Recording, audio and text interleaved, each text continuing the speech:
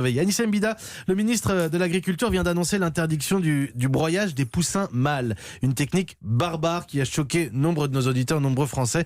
On va voir si des solutions existent, mais avant, rappelez-nous pourquoi on se débarrasse des poussins mâles aujourd'hui, Anissa. C'est tout simplement pour n'avoir que des poules pondeuses. Il se trouve que dans cette espèce, les mâles adultes restent beaucoup trop maigres pour être vendus pour leur viande. Du coup, on s'en débarrasse à la naissance. Et c'est un véritable massacre, puisqu'on parle de 7 milliards de poussins tués dans le monde, simplement parce qu'on ne sait pas quoi en faire. C'est choquant, mais est-ce qu'il existe des solutions ? Alors ça commence, l'idée c'est d'arriver à voir le sexe des poussins à travers la coquille, ça permet de sortir tout de suite les mâles des couveuses.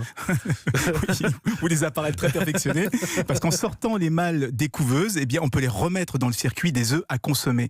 Alors c'est très compliqué à faire, il y a des dizaines de labos dans le monde qui travaillent, mais cette fois ça y est, des premières solutions commencent à arriver sur le marché. Depuis quelques mois en Allemagne par exemple, on peut acheter des œufs avec le label RESPEG, res comme le respect, mais egg comme le mot œuf, ouais. C'est-à-dire des petits poussins mâles. Ça ressemble plus à un nom de meuble Ikea comme c'est écrit, mais voilà. Respect.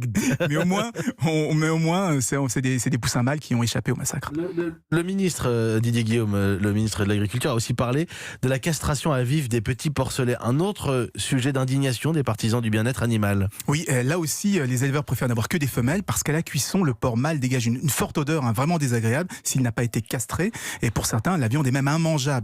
Donc on cherche des solutions, notamment en triant les spermatozoïdes pour être sûr de n'avoir que des porcs femelles, mais ça reste encore soit très cher, soit très expérimental, donc c'est plutôt l'anesthésie avant castration qui reste aujourd'hui la solution la plus viable. Merci Anissa Mbida, je sais que de nombreux auditeurs d'Europe 1 le matin sont sensibles à ces questions, à ces problématiques de bien-être animal. Des annonces doivent être faites, nous a-t-on dit, dans le courant de l'automne du côté du ministre de l'Agriculture. On va suivre. En attendant, merci Anissa de nous avoir présenté ces innovations.